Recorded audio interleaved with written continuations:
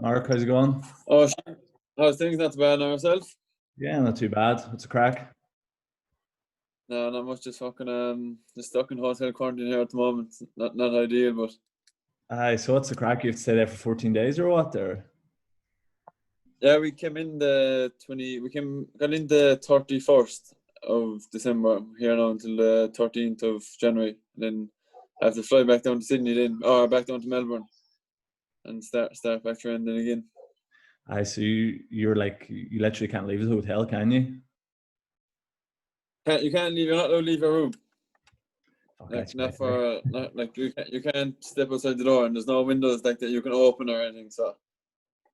It's probably the So way pretty they're doing so well with COVID, like, isn't it? Like their cases are pretty exactly low. like yeah, like exactly like you give out about it, but like you don't understand how the basic normality is here. Like with like everything open with shopping centres, pubs, restaurants, nightclubs, everything's like open as normal here. It's crazy, isn't it? Like the difference between here and over there. Like you see the videos of New Year's Eve and stuff, and one's having parties over there, and we're all like shut down. I know, It's mad, like. but it's even like when here if there was like 2 or 3 cases that came up, that they'd automatically just shit the pants and they'd just Yeah. like fucking they get on top of it straight away. Where compared to back home, if there was 100 cases, they'd be like, "Geez, we're going really well." It's a win, like. So what do you It's but they're trying to eliminate it here compared to back home, where it's trying to contaminate the cases. I don't know. It just doesn't seem like it's getting any better here. Like we're in the north, like we're back What into are the cases like up lockdown. north? It's pretty terrible. It's not getting any Yeah. better What would anyway. you Like get? What would you be getting? I don't even know what it is now. I don't. I try not to look at the news. Like, but I know Yeah, it's. I think one of the days last week there was as bad or the worst it's ever been. So it's like it's getting worse. So we're back into now like a full lockdown pretty much, and they're trying yeah, to like law now that you can't sort of leave unless it's for proper reasons. But I don't know. It just doesn't seem like it's getting any better. But I think everywhere yeah. bar maybe Australia, New Zealand, it's all the same. Like Yeah, no, literally everyone's kind of the same. But New Zealand is going really well. I seen they went Australia, COVID free yesterday or something. yeah, like they're eliminated. Like, I don't know. Like you kind of don't like to look at that because you're going like, how is there such a difference in two very similar places? I know, but I suppose it's just the fact it's so far away from everywhere that, Yeah. and they're both islands like Australia and New Zealand. They're so far away that like you can't get there easy access, and that they're both islands that it's hard to bring it in. I suppose where like Ireland, like people from the UK or Europe could easily come in. I think as well, like America. we rely so much on like immigration and people moving away and coming back that like it Yeah, probably is so much harder to just close the borders because there's so many people have to come in. But I hear it is what yeah. it is. Well, even they should even do the hotel quarantine. Like I don't know, they have the funding for it, but It would make sense, like there's you would think, but yeah. yeah. And with the hotel quarantine, like you have to pay for it yourself here as well. Like so, I seen there was that's like a post went about on Facebook about how it works. It's like 3,000 Australian dollars you have yeah, to pay, and like I yeah, yeah. is it No, kind that's of right in saying like you like I couldn't even go over to Australia. Like you can't even really get in unless yeah, you're a citizen or unless you have like I don't know. You must. Did you have like how do you get through? Is it just based on being an athlete over yeah. there? It's just through sponsored work and stuff like that. So Yeah, I actually had to get an exam to come in as well. So like it's not easy to come in at all. I would say so. Like so what do you be at with yourself in the hotel then these last couple of days? Do you have anything to keep you busy, or are you just like Yeah, I have a bike there. I have two 20 kg plates. I have a 10 kg plate, two 16 kettlebells, resistant bands, and a TRX band, which is kind of that's kind of it. and are they sending you workouts to do, So or are you just kind of doing your own thing, or yeah, no, I'm actually doing a workout with your doing with Colin O'Riordan as well. Do you all know right, him from okay. Tipperary? Yeah, Your man's actually from Cork, the strength and conditioning coach for Sydney Swans. I got my own obviously from Collingwood as well, but What's he called? I said fella from Collingwood or Sydney Swans. The Sydney Swans. Because they're actually both Irish. The fella from the Swans is Mark Killigan from Cork. He's actually from Cork as well. And the other lad's Irish. And the other fella is, the fella from Donegal is Irish as well. He's from Donegal, called Kevin White. It's I know as well the is it Geelong or Port Adelaide? The Port Adelaide like the Port Adelaide guy. He's Irish as well. Yeah, he's from the north. I've just been speaking to him on the phone. Like I've never met him before or anything, but I know he's from the north. I think somewhere. I'm not exactly sure where, but yeah, no. Your man Kevy was telling me that. He's Irish. I've never met him now because he's obviously in Adelaide, but. It's funny, like how many Irish people are actually involved in the AFL. Like I never realised it until I started this year. Yeah, like even Kevy, like Kevy's doing really well for himself out here with Collingwood. Like he came out as a like on placement or whatever. When he went to college in UL and just has been stayed out here since, and now he's the head of fitness with Collingwood. So like over all the gym programs, or like takes all the training sessions with running and stuff like that. That's classic. That's kind of my plan, my goal. This is like through a spanner in the works for it, but I am sure like you probably even the lifestyle as well over there is something that's just completely different. Yeah, no, definitely. It's just and with a big range of Irish community out here. So where are you based at then? In Melbourne. In Melbourne, so that's obviously the biggest ones, isn't it? Like, yeah, I mean, I'm in St Kilda. Have you heard of St Kilda before? Yeah, it's like where literally all the Irish communities is there. Really? So it's actually pretty good. And I'm actually living with one of the other Irish boys as well. Keane McBride, he's from Meath. He's only in his second year, but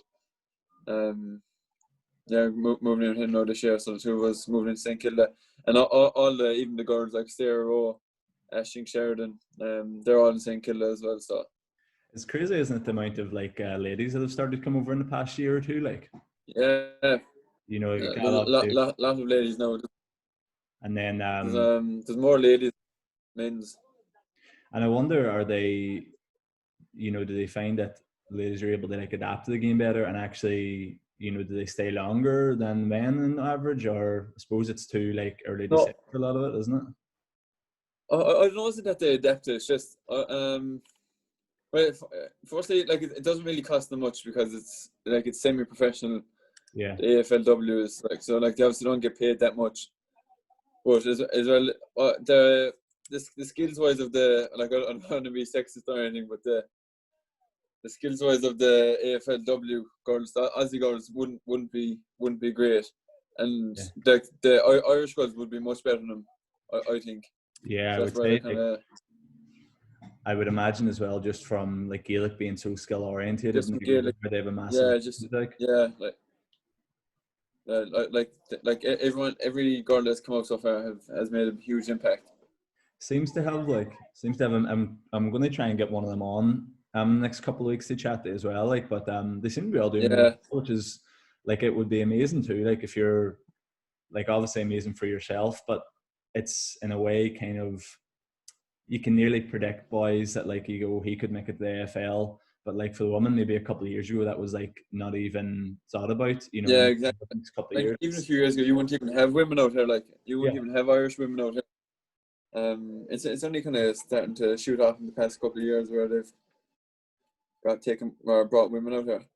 And you signed a new contract then? Did you? Was it last year or? Yeah, just end of last year. Yeah, just signed on for 2 more years. So until the end of 2020, end of 2023, is it?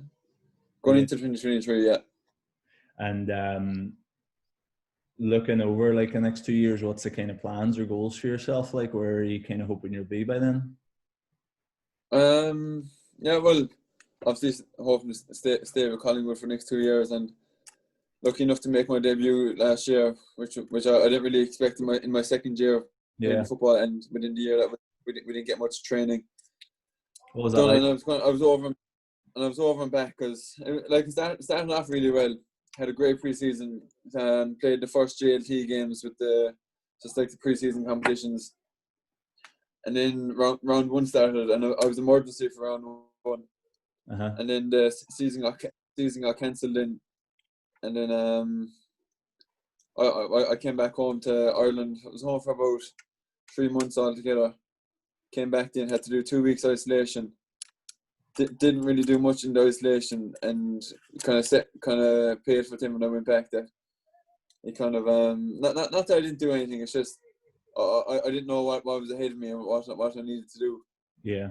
And came out of isolation. They're already back training with 4 weeks by the time I got back out and had isolation done. So when I got out, they had their mini preseason done again, and they were back into game. So then I had to start a bit behind, where I had to start back training again for a few sessions and missed a few games. And then I was kind of back into it, and then towards the middle of the year, started to perform again like I did in the preseason, and then lucky enough to make my debut then against Fremantle, and then after that then I was lucky enough then to be on the emergencies for the rest of the year, where I performed really well in the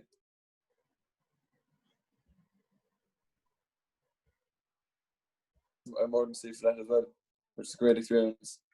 It must be amazing though to like actually, you've been over there for a while, you're working and playing with the like the other teams, and then actually making your debut. It must be like a pretty amazing kind of feeling too, after all the work that's been put in the journey. Like, yeah, I definitely was, because I don't know, something like the fifth quickest Irish player as well to make my debut since it was my second year.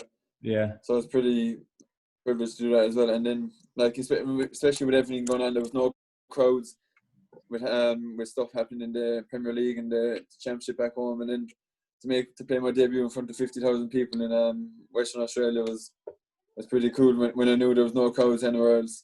It's unreal. What's the noise like whenever you're in there? In them stadiums, is it? Do you notice it when you're playing, when or you're going to Perth, especially when you're going to Perth, you're always knowing that you're in for a big challenge over there. Just especially before you even start with the crowd, that they're the noisiest crowd, and everyone hates going to Perth playing. But but like even just running out was something special. Like the first thing I saw, there was an Irish flag within the Collingwood fence. So yeah, that was something I looked and saw, which I'll always remember. That's cool. And do you find then whenever you came back home and you're involved with Cork, they see the difference of like being no fans and then having fans in Australia? Like, would you prefer, like, do you think you'd play better if there was no fans, or do you think you play better with kind of fans and people around? I'd nearly prefer if there was fans. Yeah. Yeah. I only played 2 games with Cork while I was back, and I wasn't back for that much. But I suppose I haven't played only other than minor under 20 as well for Cork as well. So I haven't played in front of a huge crowd with Gaelic football either, other than a minor final and under 20 Munster final.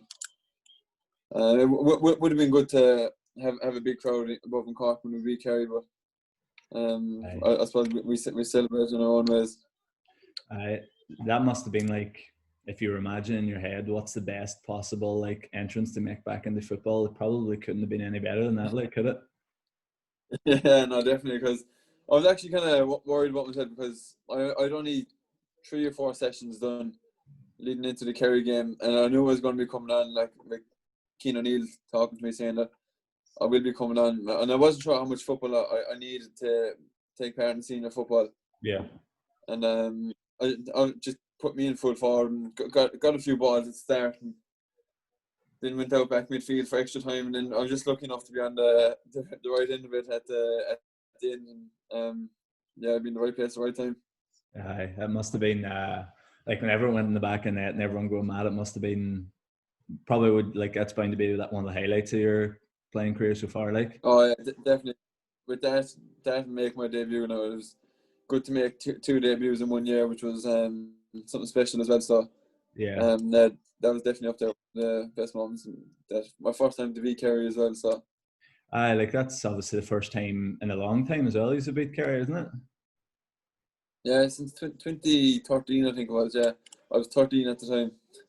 It's crazy, isn't it? To think that, like when you're then, you'll be thinking the next time we'll beat them is whenever I score the winner. Like it's pretty mad. Do you think Yeah, that? I Isn't it? know. Hopefully not, but it could be another 13 years by the time, or 8 years by the time we beat Kerry again. But hopefully round up now and keep it going. And then what's it like to see the day after you score that goal? And obviously, like every time you look on Facebook or Instagram, like there's a picture of you scoring the goal. Like what's like the immediate day or two like after that? Yeah, no, I was just obviously just taking it all in. I was just happy that Collingwood were delighted with me as well. I saw that they shared it and the AFL shared it. Yeah. That I'm just appreciative of them for leaving me play and like how proud they were of me scoring a goal. Seeing me being happy playing the sport I love the most. And but other than that, it was just like going around into my local town, Mitchelstown, where meeting fellas just because there was nothing else happening at the time. And they were just so happy for something to be on, and I was just happy I made my local town, my local club proud and stuff like that. So it was good to chat to everyone, try to text everyone back individually, and yeah, just trying to make everyone proud back in my own town. I'm sure you did that too. To be fair, like it's just I'm sure disappointing Yeah, that no. come Munster final, like it didn't happen. But I'm sure that there in itself is like was probably a small one anyway for like people in Cork. Yeah, no, definitely. Just to finally be Kerry, I suppose people have been waiting for a long time, and finally came. They were just really happy, and I suppose hats off to Kerry, I suppose, or to Tipperary, where they were the better team on the day in the Munster final, and they were the better team. Yeah, and I was just glad that Kerry didn't win it rather than Yeah. and else. But would have been fun if we won it, obviously. But fair play to Tipperary for winning as well. Yeah, it's a kind of crazy year. Obviously Dublin were like always there and won it, but Cavan won in Ulster and then Tip winning down in Munster. Like there were some pretty big results. Like, do you think you would like the back door to come back? And if you came back to play football here, would you want the back door in, or do you think that knockout is the best way to go? No, I think the back door is probably the best way to go. Where like those fellas, like it's good as a professional sport. Gaelic football is, if not more demanding, because you have a job on top of it and then going to train at night time. But especially because like there was teams training there for Kerry, for instance, like they had ambitions and stuff. They were training Yeah. for a long time and had ambitions to stay on for longer, and they got knocked out in the first round, and then that was it for them. Yeah. I think like if there had been a back door, Kerry probably still would have made it to the final in some way. Like they would Yeah, have found a yeah, way. that is true. That is true as well. But I suppose Yeah, that's because all part of it, like, isn't it? yeah, exactly. But I suppose, but I know this year what was good not to have a back door where like you couldn't slip up. You always would have had to form, and it happened to us in Kerry as well. We had to slip up each, and we paid the price for it. Yeah. Great to watch. So, like, as a spectator, it just makes the games that wee bit more exciting. But, Yeah, because every game's like a provincial final, because yeah, if you lose, you're out. That's it. it's do you think, like, looking at Cork now, is this them? Are you just kind of coming back in the up? Because, like, obviously 10 years ago won All Ireland, and it's been a bit of a drop down. Yeah, I would say it's similar to Derry, but Derry haven't been near in All Ireland. But, like, you were both down in Division 3 last year, so yeah, it's we're Division 2 now this year. yeah, you just got promoted this year, and didn't you? Yeah, no, I think it is on the up for Cork as well. But with the under-20s win last year, and last year, and the minors win as well last year, which is a good sign. And like even that just doesn't come as well by this year. By luck, I don't think by beating Kerry as well. Yeah. I actually think that we got our tactics right against Kerry, and we were actually the better team on the day. I know people would say that Kerry played bad, but I think they played bad because we made them play bad. Well, that's the job of, like, that's what you're trying to do, isn't it? Like, you're trying to make them play bad. Like, that is the whole point of Exactly, tactics. and no, and with the Cork Club Championship as well, it's really competitive. Yeah. Like, it's really hard to win all grades and stuff like that. So, no, I think the kind of Cork is really good on the outcome. But I just it'd be good if Damien Cahalane or Aidan Walsh came back to play football or something like that. So, Aye. just hopefully They just went, the hurlers don't take it all. like, Aidan Walsh just Sorry. went just purely hurling, hasn't he? Yeah, well, he's gone off the hurling now. He's finished with the hurling. So I don't think he's playing anything at the moment. You need them big players, like, because you can't really get away Yeah, with it, like, can you? yeah, it's just even for leadership and stuff, like culture and within the group. If we had him, Damien Cahalane, and Owen Callaghan even in the setup. Boys have been there and done it too, like, it's good Exactly. Yeah, to have, like. yeah. Like we were talking within the group against before Kerry. We had a talk and he was saying, put up your hand if you have a Munster medal, and we had two fellas that had a Munster medal, Paul Kerrigan obviously and Mark Collins, where they were the only two out of 36 or 37 that had ever a Munster medal, and only one with an All Ireland medal. It's crazy. But I suppose now that's the for a county as big as Cork, like. Aye, it's kind of, it's hard to work out how teams kind of fall from grace for a while. Like, it's like, obviously the area have been in that place for a long time. In Cork, Yeah. and you kind of try and sit and work out, like, how does it happen from being in a good position, having a big population? Like, how does it happen? But it's a lot of small things just over time, like, isn't it? Yeah, no, definitely, and I suppose within the culture and management as well, just have to make sure you get in the right people, and just with, like, I suppose with us, well, hurling kind of started to take over then as well. Our county, which is kind of back neutral now again at the moment. I suppose with football kind of going well as well at the moment. And I suppose with us as well, we're a really young team as well. I think, like, last year, like, the average age was very young. It was like 24, 25. So Yeah. I think in a couple of years that was big improvement for Cork football coming up. Yeah. So then, whenever you come out of isolation now, what's the schedule going to look like for you? Like, what's the training? How does that look across a week for you? Yeah, I get out now on the Wednesday the 13th, fly back down to Melbourne. Then I've Thursday.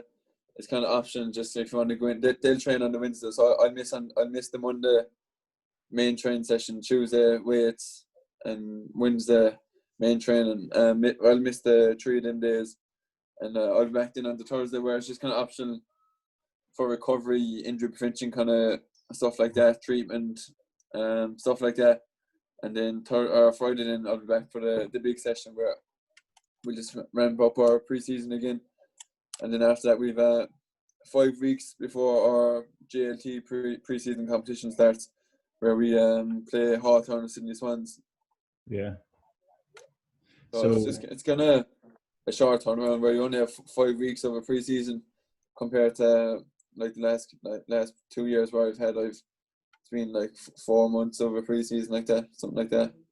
Do you find there's, like, whenever you go back out there now, is the demands of the training going to be really high, or is it something that, like, you can fit into easy enough and it doesn't take you that long to build to, or does it take the kind of 3 or 4 weeks for you to get in a place where you're ready to play, like? No, it might take 1 or 2 training sessions maybe to get back to where you were and stuff like that, and be relatively comfortable back in there. But you kind of fit back into it because you're doing it every day, and that's your environment, I suppose.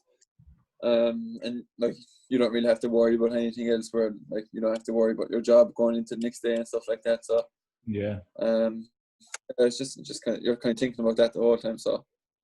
And then you're kind of in then pretty much every day, and will you be spending sort of 9 to 5, at the club? Yeah, so I'll run you through the pre-season days now. So on the Monday you go in and you'd have, I suppose, the breakfast, and you'd have rehab with massages, going to see your physios, just going, if you want to do ice baths, hot tubs and stuff before training. And then you go do team meeting, and then you do your injury prevention exercises. So you're obviously you wouldn't know what to do, but with your injury prevention, just looking after your body and stuff like that, getting ready for training, and then out in the track then for about 2.5 hours, I suppose, and then back inside for lunch for an hour. And then we split up in backs, mids, forwards for 3 1-hour rotations with meetings, gym, and treatment rehab. And then just call it a day. Then that's on the Monday. That's on the Monday, Wednesday, and Friday. Mm-hmm. And then on the Tuesday, it's just I said weights, didn't I? For then they're in the 3 1-hour things.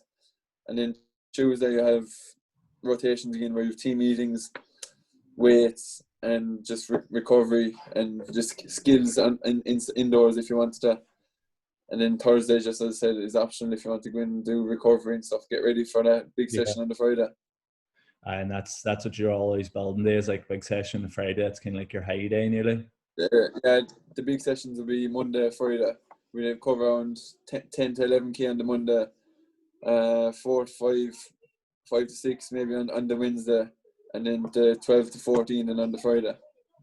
That Monday and Fridays big days, like, isn't it? Like, it's they are big days.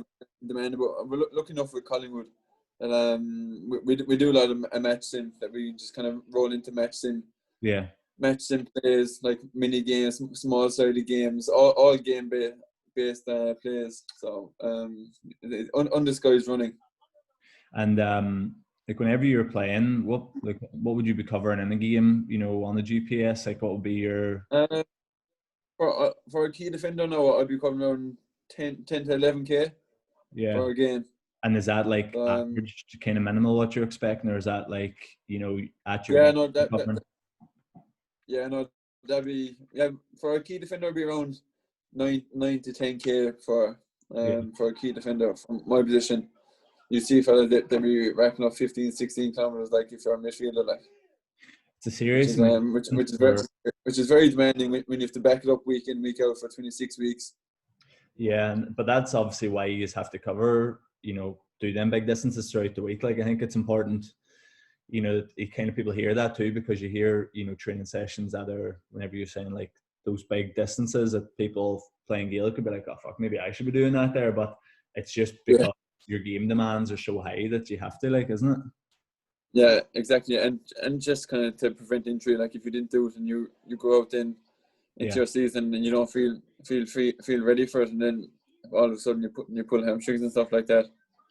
I think whenever you start to realize that too, you can kind of piece together injuries. And like, I went away during the summer, like just before kind of championship started, for like a week, went down south, just kind of went about the place, went down to Cork and all, and came back up and had anything for like a week. And just like hamstring, whenever I started to do sprints, hamstring started to go, like, just as you started to go towards the end of sessions, just because like a week of kind of doing nothing, like, it's, and then you go back. Yeah, man, it's crazy.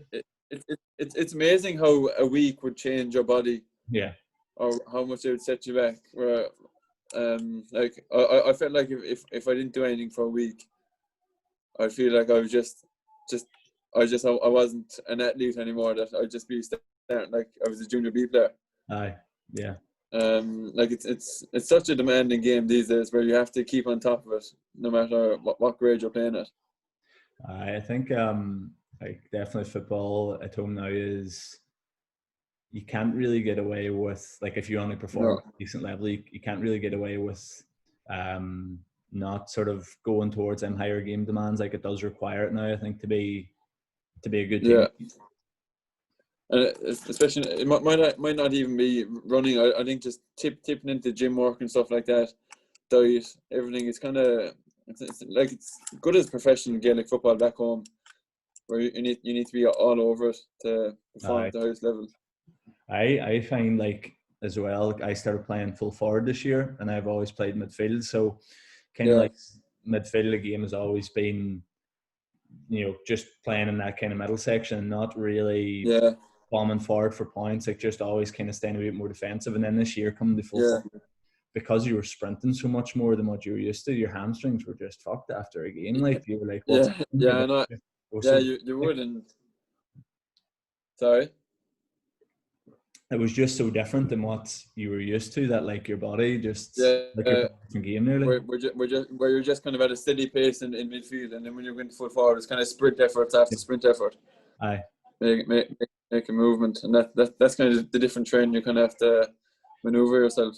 I think that's why you realize that you do need to be doing like sprint work in your training. You do need to be, Yeah, and it can't just be like 30 or 40 meters. It has to be like you have to do a lot of it, yeah, not the overall 60, distance. 70, 60. Because I know with us, we do 150-meter efforts, we do 300-meter efforts, 350s, 400s, and then we do like short ones. We do 50, 25 jog, 50, 25 jog, 50, Yeah. 3 times, like in between drills. So it's all like short and snappy 50-meter sprints. And then we can do long ones as well, like 150 meters and 100 meters as well. Yeah. What's the big things like you're trying to kind of work on then the preseason? Like, is there any kind of physical goals that you're trying to work on, or? Mine was just kind of when I went home. My kind of goal was to just concentrate in my gym work and come back physically strong.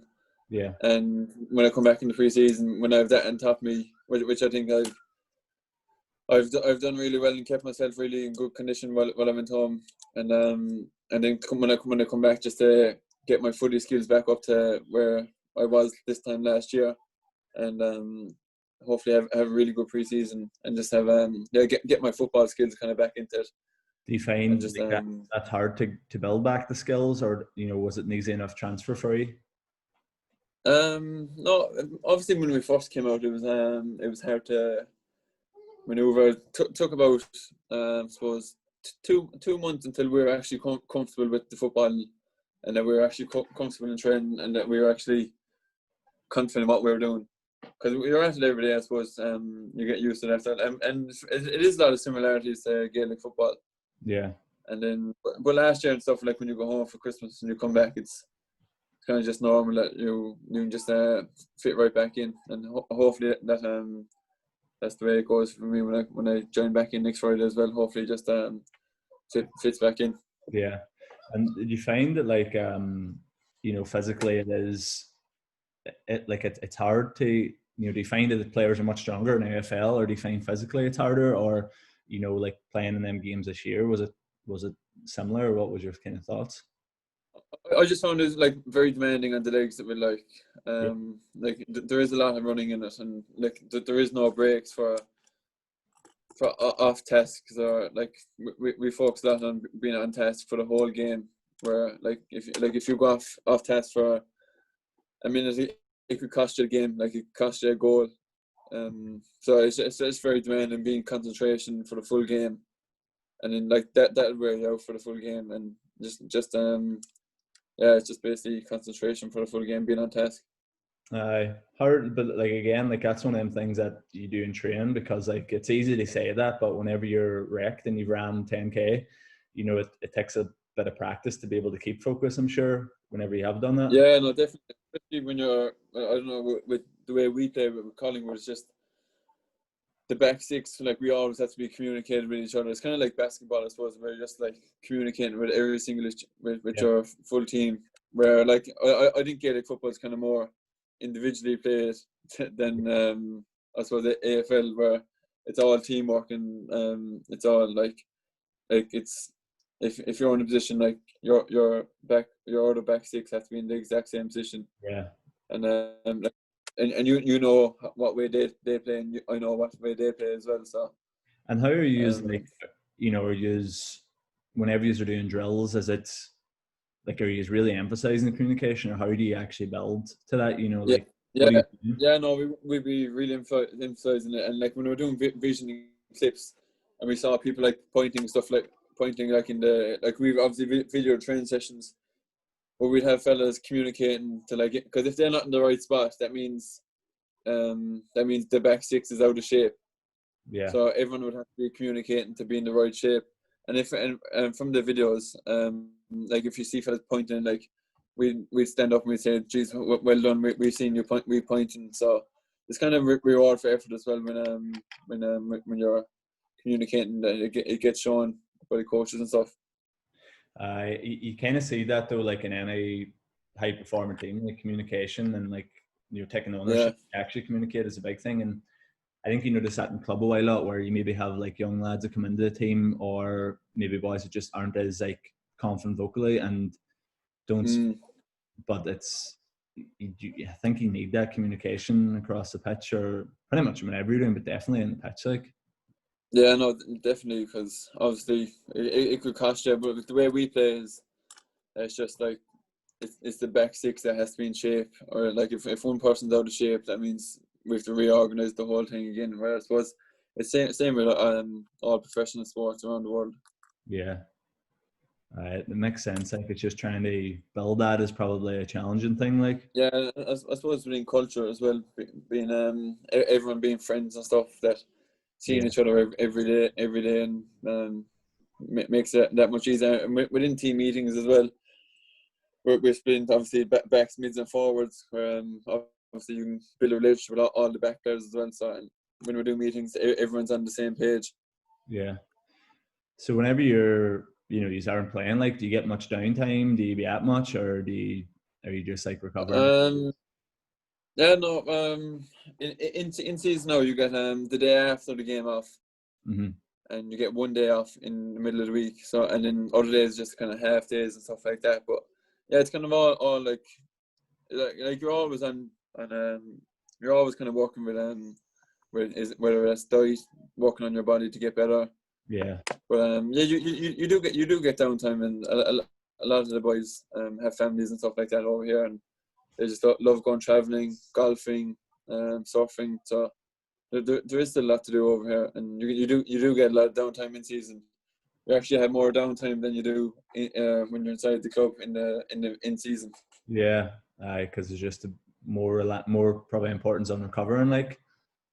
Yeah, exactly, and having time to yourself as well, rather than just being full on every day, coming in, concentrating on footy. You need time to yourself, and just taking time out just to refocus on your own life and stuff like that. Yeah. And could you see yourself over there for, a good portion of your life if all went well? Or would you be like, as soon as you finish playing football, you'll be back home sort of thing? No, I don't see myself living here, and I don't see myself staying here for long term. Finish out my next 2 years contracting, see how it goes after that. But then I always said that I always wanted to come home and play for Cork and that. Yeah. To be fair though, you might not be able to ever top it after. Yeah, I might not ever come back home to Gaelic football, but I'll always come home. Yeah. I think that's kind of everything kind of wanted to go through. I think it was a good kind of good kind of talk over your kind of training at the minute, like, and I think the big thing, and like chatting to a few other lads in the podcast that are over there, it's you're not doing anything, like there's no secrets to what you're doing, and there's nothing that like, you're doing it on, yes, a higher level, on the professional level, but it's not like you're doing a secret program or a secret running program, because I think that's definitely not. I think with GAA training, like inter-county and Collingwood, or say for Cork and Collingwood training, there isn't much of a difference in demands of like in running and the physical side of it. It's more that you actually have more time to recover, to get up for your sessions to produce more. But it's like both sessions I think are very similar within toughness, like. Yeah. I think it's good to see, because people do, I think, just have this idea that you are doing something secret or something, if they get your training program, that's it, like that, they'll be at that level. But there's nothing that you're doing that people here aren't doing, really. Like, you're just doing it on a consistent not after hitting the nail on the head there. Like, yeah, you're spot on, because like when I came home, like I was doing the Cork programs, and I was just like, it's nothing different to what I was doing prior to coming back home. Yeah, definitely. So we are human as well, even though that we're professional athletes. Like we're still like human. That like Gaelic is as good as professional as you get, like as well. Yeah, and like training is a very like simple thing in that like you do this and you get that. It's like if you put anybody in you can always improve. Like so, if you do the training, you do it. You can always improve. I think people struggle at home because they're maybe not consistent, or the training is not consistent. And then you start to think, well, exactly. And then like on top of that, it's just like with Collingwood, like if you want to get better, like you just stay on after training. Like there's always time because you're doing it in the morning. You've all day to do it, but like when you're at home, you're coming home from a job. It could be 10:30. You're just fucking. You're above and above in Cork, and it could be 10:30, and you just want to get home, get ready for work tomorrow, go home to your kids or whatever. And last year, all you want to do is get home, and then you say, "Oh, I'll leave at 10 other night." But in like obviously with Collingwood, you can obviously focus on your little traits whenever you want, and there's loads of time to do it. Yeah, definitely. Was there anything you were looking to chat about, or Yeah, no, I've just with your gym and stuff that like obviously that's my goals as well when I come back to kind of set up my own gym and stuff like that. So I was just wondering what way you went through and stuff like that. Where did you start doing it? Mine is like I've always been into the gym. So like I have two older brothers that kind of got me into it, and I kind of knew from a fairly young age it's what I wanted to do. So worked in different places and got my certifications, and I'd done them outside of uni. So like I done courses that you could do at the weekend or do online, and only this year I done my master's. Yeah, I'm actually doing that one with Satanta College. Yeah, they're good. Like they're pretty highly rated. What have you got? What ones did you do? The first one I got was just like a level 2 and level 3 personal training, and then building on from that, I got the CSDS, which is like the Certified Strength Conditioning Specialist. So it's one of the kind of the only international ones. It would be like the same as like a UK SCA, which you might have heard of. Yeah. So they're ones that basically you just like I rocked up to an exam center in Dublin, and you do the study and then you do the exam, and you either get it or you don't. It's quite difficult to get, but it's one of the ones that's if I was going for a job in Australia, that would be like maybe a minimal requirement that you would have that. And then how did you go about doing that? Pretty straightforward. Like you just that the website is National Strength Conditioning Association, so NSCA. I might take that down there if you don't mind. Yeah, NSCA, and move over a wee second. NSCA, and they're one of the biggest kind of ones in the world, and they'll do a lot of work internationally. But that CSCS is like a good kind of gold standard one that you'll want to have. And basically the way you do it is, I'm sure you could actually probably do it in Australia. Like you pay for it online, and then you go and do the exam, and there's exam centres everywhere. So the closest one to me was Dublin. And you get the textbook and you study the textbook and you do the exam whenever you're ready. So like you can do it very fast. So like say if you said to yourself, I want to do it by June, you could order the textbook, and then there's probably an exam centre somewhere in Australia you could go and do it.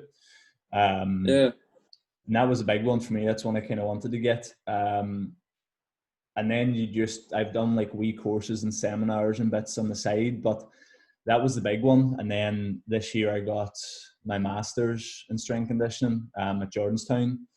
It was 1 year. It was intense, but it was good to get. And it's like, if you ever look at the job boards for strength conditioning, the minimal requirement is like that NSCA or the CSCS. Or else. So to do your masters, did you just need the NSCA? So to get into the masters at Jordanstown, you had to have either done a relatable undergrad degree, so like say sports science, or if you didn't do that, you had to have done like the CSCS. So I done business at undergrad, so I got into the masters to the CSCS basically. So you do have to have for the Masters, you have to have at least show that you have the knowledge sort of to be able to do it, at least at Jordanstown. But the Masters is always kind of one of them ones that if you know, in the job board, it's like desired thing to have as like Yeah. a Masters. But to be honest with you, like, and if you chat to probably your strength conditioning coaches out there, most of the time, like everybody now, not everyone, but like a majority of people in S&C have a Masters. They have those qualifications. They have qualifications. It does seem to come down to like a lot of networking and knowing the right people and having experience. So like, you know, you having two contacts to them, two S&C coaches, they could say to you whenever you finish, you wait for a year. And, you know, it's so much easier when you have the networks. Yeah. So I would definitely say for yourself now, like, start to build the networks, because it makes it so much easier. It's something I'm having to do now a lot of. That's what like last year we had people coming in visiting us. Like we had the Chelsea S&C coach. We had a lot of rugby teams coming in from France and stuff like that. We had obviously a lot of rugby teams from Australia with the Indian cricket team, stuff like that. Tennis players coming in. So to be working with, like, you know, do you think you'd want to be working in a team setting like that, or do you think you'd like to have, you know, your own place and that's what I think I want to do, was kind of set up my own gym, something similar to what you're doing. Yeah. And so like what did like did you just set up your own gym then? And it's actually surprisingly easy to do. So like I started I don't know if you can see this here out that window, but like there's a wee shed there. Yeah. That's where I started training people out of. Wee tiny wee thing, and it built really well to where like I had a lot of clients. And then down the road there's like a wee community centre, and they had like a wee spare room. I went in there, rented it, bought a few things for it, and then outgrew it. And then they had actual industrial units. So I went and they offered me one of them and rented it, and I've been in it since. But like it's kind of just a case of build your client base and make sure you have enough money coming in, and then rent the space. And like there's units in every wee town and every wee village. And mine how many clients would you be looking at to like bring in? Hard to say. I think it depends on your unit and what your kind of basic needs are. So like for me, I'm at the house and I don't have a wild lot of other costs other than running the gym and maybe a bit of food. So, you know, my bottom is a lot lower, and I try and, like, everything that I've bought for the gym, I've bought outright, so I haven't loaned anything. So like my outgoings are pretty low, so it means that I'm not as pressured to get people in. But I think to answer is difficult. But I would say, do you see at the start, if you can, when you get back, try and get a situation where your outgoings are as low as possible. So try and either get maybe have a garage at the house. Like, it sounds stupid, but like get a garage at the house, start people there. If you get to the point where you have like too many people or not enough space, then you go, and you've done that for a few months, and you go, right, maybe I need to get a wee bit bigger. I think what people tend to do is they'll go straight into, right, let's get a unit. And then it's like, shit, I've got all these costs plus all the equipment I've got, and I need to start building clients, and it's stressful. Whereas for me, I had the clients, had the got the equipment over time, and then you get the gym space and it's all sitting there ready for you. So yeah, I think try and if you do come back, try and keep your outgoing as low as possible, and try and you know, do it as easy as that. Try not to stress yourself too much with it. And with like, did you just try to market everyone, or were you kind of after kind of athletes, or kind of everyone and anyone? So like initially, whenever I started, all the stuff I put on Instagram was geared towards like GAA. So there was different lads from clubs locally that came down, and then boys within my own club. And then obviously, like, and this is the biggest marketing thing, is word of mouth is the best. Have like in referrals. Like, do you think it's like Facebook ads, or people talk to people? So like a few ones came down that wanted to lose weight, and then they maybe got on well, and then someone else came down, and I never actually like promoted, here I'm training people. It just was word of mouth, brought people down. Over the past probably year, it's probably went a wee bit more towards general population with a few athletes mixed in. And probably the biggest reason for that is like athletes and like Gaelic players, number one, nearly always have a strength conditioning coach in their club. So someone that they get free and they have a club gym. So that's always, something that's there.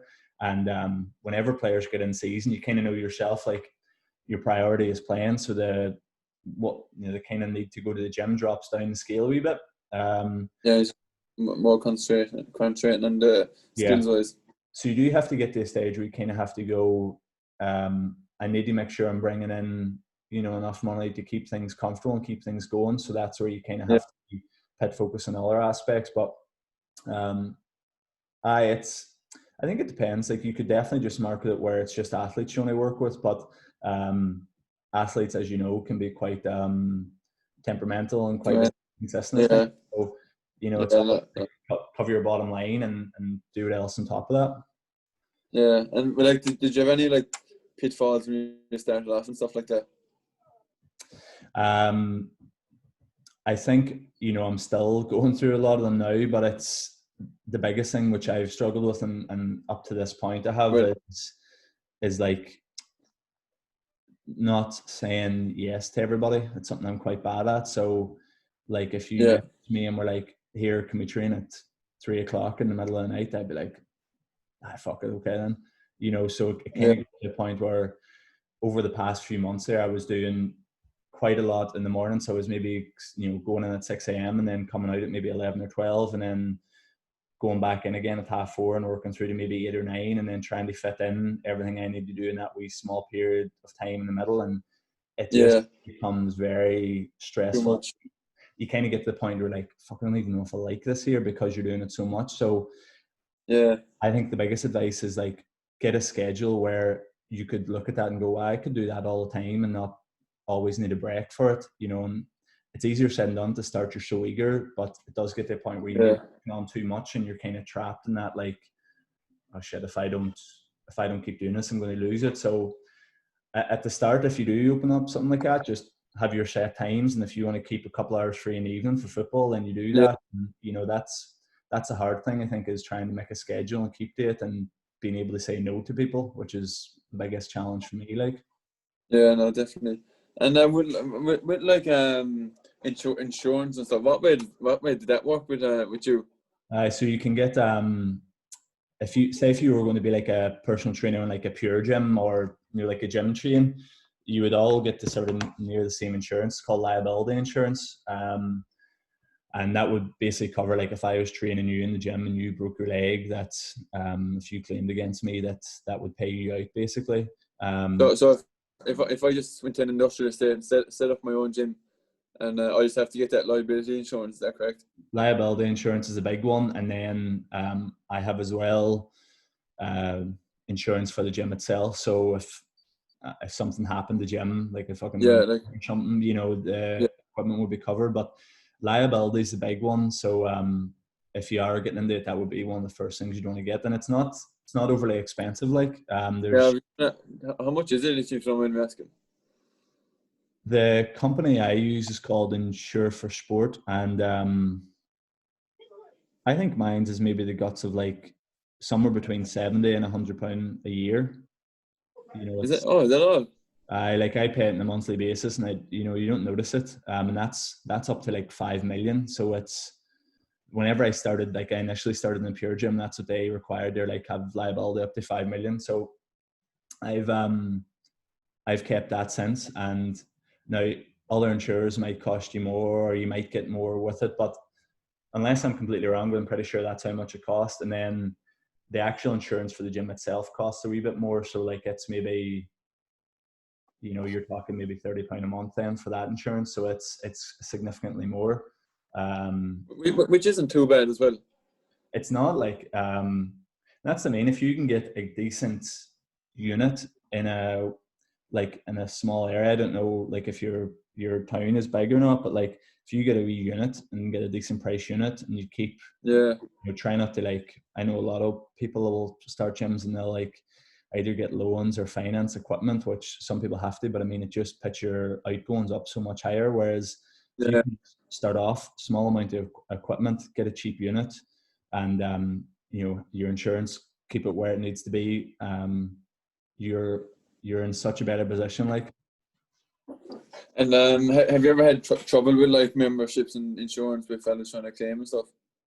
no, I've never had it, thankfully. Yeah, I no, I don't know. I don't know if you were in like like a big city where you didn't have as good a connection to the people, things like that might happen. yeah, Um, yeah. That's true. Yeah, and like I'm yeah, in our wee village essentially, and you kind of know everybody, and you develop a good relationship with everybody. So like, yeah. That'd be the same with me, where you don't have like body lifters from all over the world coming in, yeah, I and also then get my place private, so my gym, like you can't just rock up to it and go in and train. It's only you have to book in with me. So I'd done like group sessions and private yeah, PT sessions, and that kind of makes it a wee bit better too, where you kind of know who's coming in, you have a bit more control. Whereas if anybody yeah, comes in, people tend to be stupid as well. So like if you leave people yeah, in the gym too long, they might yourself try and put too much weight in the bar or something, and some. yeah. Exactly, and like even not even cleaning up after themselves and stuff like that. Oh, aye. But I mean, all So them things are going to be there, and like you being, coming back from AFL and having a big profile, you kind of don't be surprised either that there will be a couple of people that might ring up and check. Here, has he got insurance? Is he paying his tax? Is yeah, he doing this? People are dicks too, like, and especially if you have a yeah, big. oh, So definitely. it's like we And things like that you can't learn the hard way. they be trying even competition even will try to get you down. You, I like there's a couple of different stories like that have happened to me, but like ones where Really, people have like rang like health authorities and said that X, Y, and Z happened in the gym, and like it was maybe like a day when I wasn't even fucking in the gym. yeah, And then the people come down, they're like, we think this is a bullshit claim, but like we just want to chat anyway. And I'm like, here, I wasn't even in the gym that day, and they're like, yeah, so like people would surprise you, especially if you have a bit of a profile and you look like you're doing well. There'll be somebody out there that's like, fuck him, I'm bringing him down. Like, so, definitely. You just but, have to put them all over the eyes and get on with it, but like you'll and have just a real wealth of experience coming back and yeah. be able Well, to that's the like, plan. Starting that thing with Santa College now in March, and then and hopefully in 2 years' time. is it a 2 or 3 year course, or is it 1 year? What way does it work? It's an 18-year month one, and then you can just keep going on from after that. Yeah. So like it's like starting off at like it's like starting off at a diploma, and then like after it's like 16 or 18 months after that, you can go on to the next step then, and then just keep going. Yeah. So Uh, that's what I'm doing now. Just starting off the diploma, not too demanding because I'm obviously full time playing AFL, but have that done within this year, and then next year, then do the next one up after that.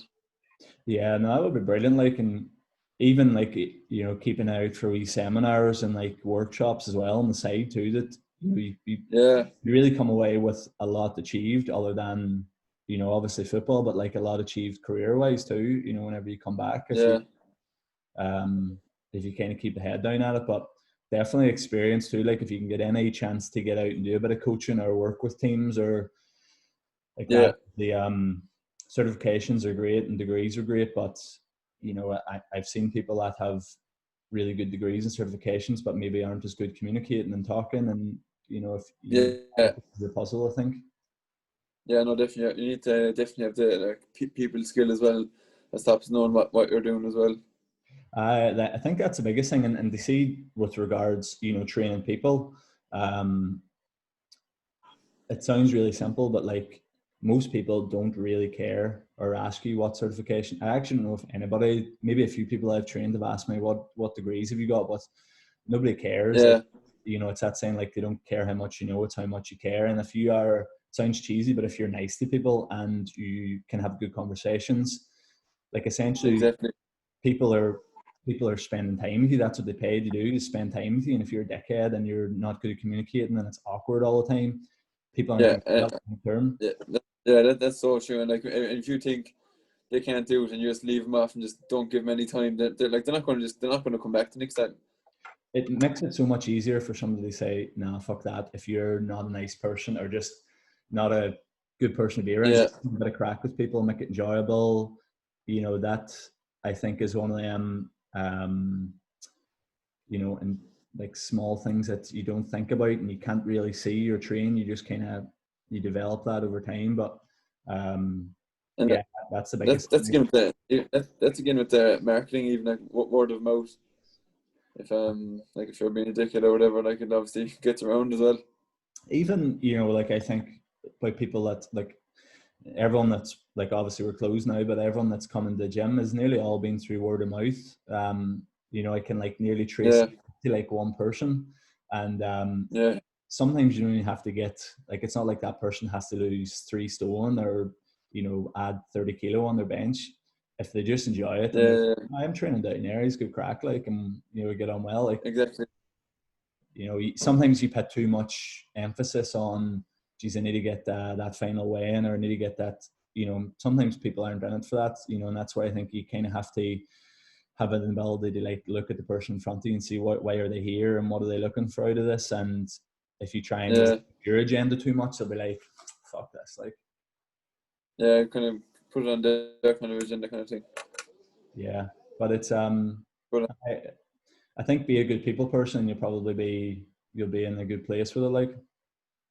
yeah, no, definitely. And do you have any goals for next few years? Like, do you hope to like do you plan to open up to the public and stuff? Or? To be honest, my goal has always been to work with a team like yourselves over there. Yeah, The gym kind of happened by mistake in between, but the goal is still like work with a team. So get over to Australia and either work with like an AFL team to some degree, or else maybe like an Ulster rugby here. That would be the long term ambition. But like I'm working with a yeah, team this year here, and the goal is still work with a team. Like I'm kind of getting to the point now where I like the yeah, gym, I like the people in it, but the long term goal is still being that team environment. That's where I sort of get yeah. the Being in a professional culture. and it's been like what I've learned over the past couple of years running the gym has been amazing. Like, and the people you met, but I think that's a long term ambition. So like I think I would have been possibly over there this year had everything not been going on.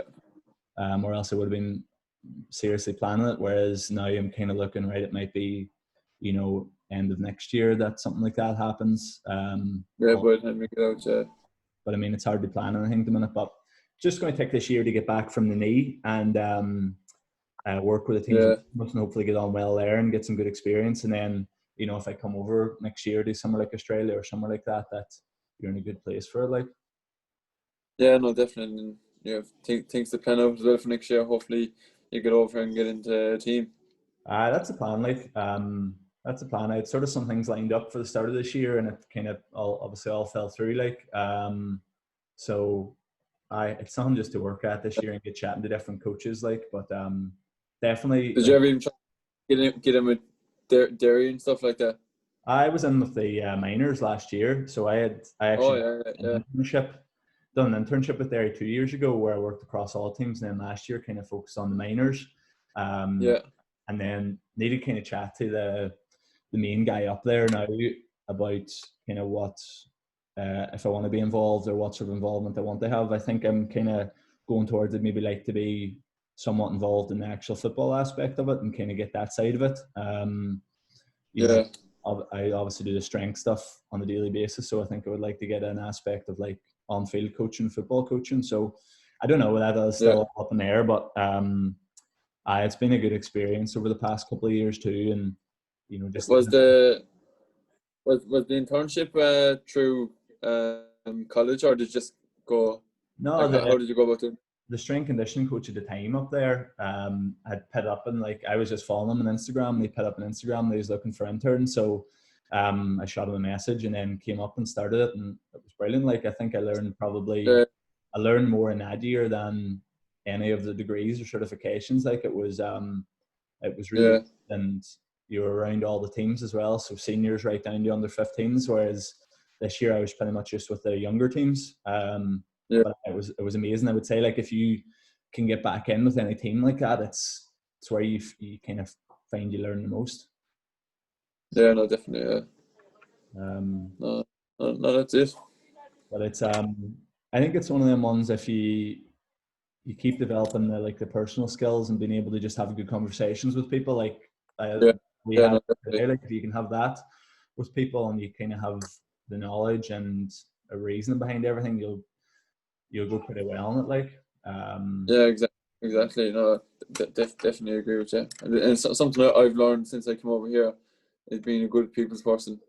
Since coming to Australia, like, it's always chatting. Like, obviously, in Ireland, obviously we'll get the kids around Ireland, but here it's just like all positive, and obviously positive. Like, obviously, like good culture and stuff over here. It's I think if you can bring that into kind of whatever you do, you'll be being a good like, it's I think that, and then having the networks that you have too. That's the aim now for the next 2 or 3 years. Well, I'm still only 20 as well, so I still have plenty of time. And so you kind of sometimes think that you have to rush it too, and think that you have to get it done as soon as possible. But take your time with it and aspects. And if you have an interest in like speed training, like, just go down that rabbit hole. Or if it's in weightlifting, you'll go down that rabbit hole. And don't be afraid that like you have to get it all done really quickly. Like, take your time and go down whatever kind of rabbit holes present itself to you. Like, exactly. Just like you did as well, like doing different courses here and there as well. Like, I'm doing one at the minute by a guy called Gary Ward. It's like Anatomy in Motion, it's called. And like, he's chatting about the foot and like everything that goes on the foot, and like, you didn't realize how many bones and how many joints and how many things happen from the foot, and then how much of an impact that has up the body. It's like, like, it's amazing. Like, you can go down rabbit holes in S&C, and like where do you find them kind of stuff? Like, I got that there through a guy called David Gray, who's on Instagram. He has a few webinars about like the knee on his website, and then he had recommended this guy Gary Ward, and that's how I got and seen that. A lot of is that like your course, or? No, it's just like it's an online course. Like, there's a lot of content on it, but it's one of them ones you can do as quickly or as long as you want to do it. But you kind of find that if you follow the right people and you follow different people, you'll see different things will come up. Or like, I have a subscription to like Altus, which is an athletics kind of forum, and Proformance, which are they basically have webinars on them. So like, S&C coaches, say from like Alex and Tier from like GWS Giants, will come on and give one, or somebody else will come on and give one. So like, there's always wee places, and you'll find maybe one webinar that's really good. But it's some will always present it, but that's the thing. There's a lot of courses and workshops, so just you kind of have to be selective and pick the right one, because you lose your money pretty quickly. Like, if you look. No, definitely. I was good. No, I'm sure that was good. Enjoy your next few weeks or your next couple of days by yourself, anyway. Yeah, no, past a few hours now. Time to go to bed now. 10:15. So 10:30. 10:15 now. So.